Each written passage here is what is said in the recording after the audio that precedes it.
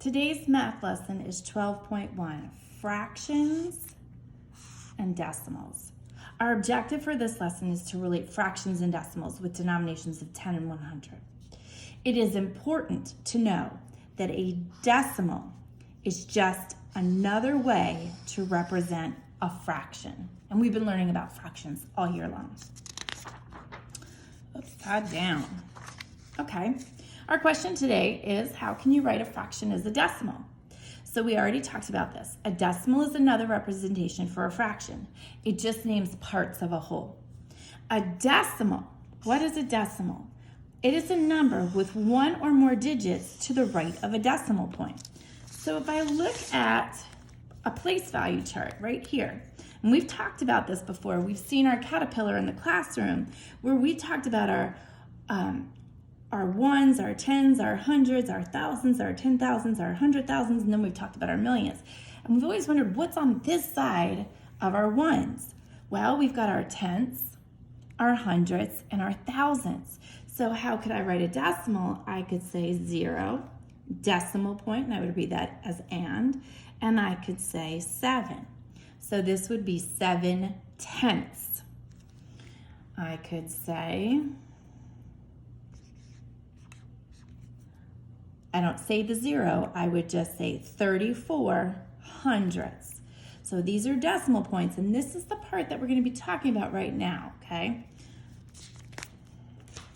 So right here we have a whole. We have 100 units in this whole, and every single unit is shaded in. That makes it one whole.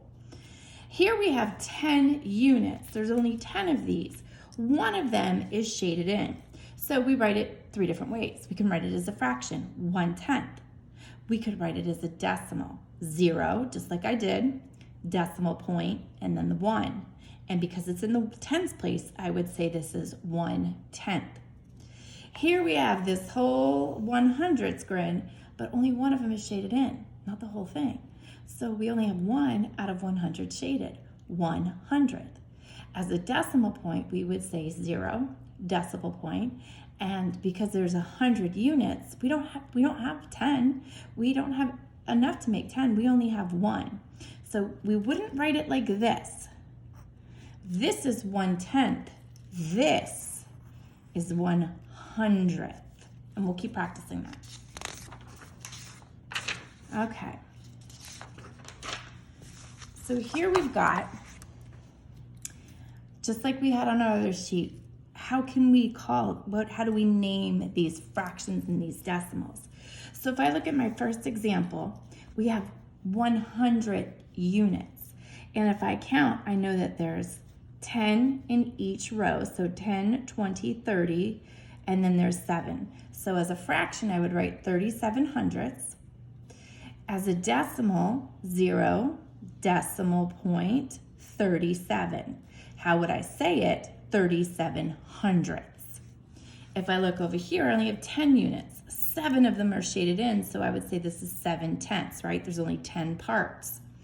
So a decimal is 0, decimal point 7. How would I say this? 7/10. So let's practice just a few of these.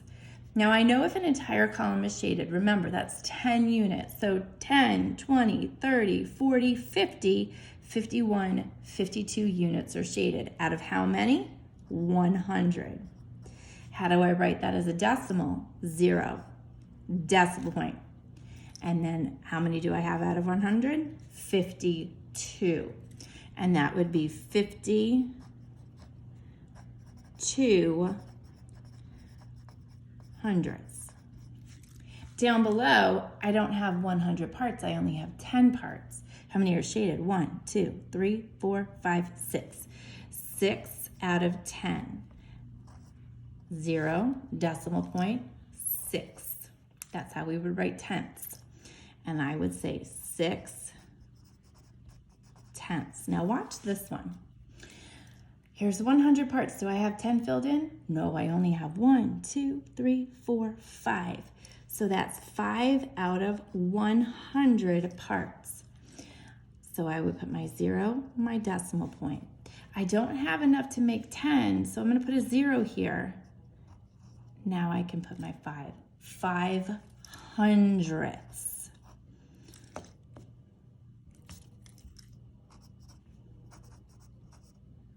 I cannot spell today. Not hundreds, hundredths, 500ths. If I were to write, if you look down here, this, there's no 0 in front of the 5. This would be 5/10. And what does 5/10 look like? Well, 5/10 looks like this. Let me get a colored pencil.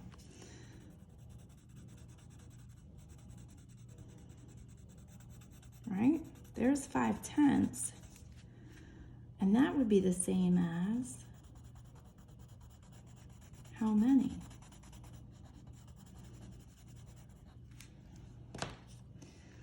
Five-tenths.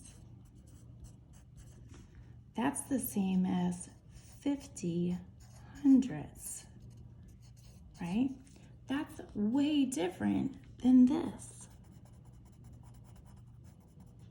1, 2, 3, 4, 5. This is 500ths. 55. There's a big difference in the way we write these two, isn't there? We need to be careful about that. Okay.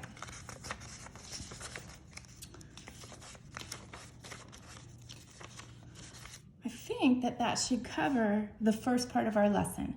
My next video is going to be how we can take decimals and relate it to money. But this is a good start for lesson 12.1, relating fractions and decimals. Do we think that we can write a fraction as a decimal? Your practice this week is to do that.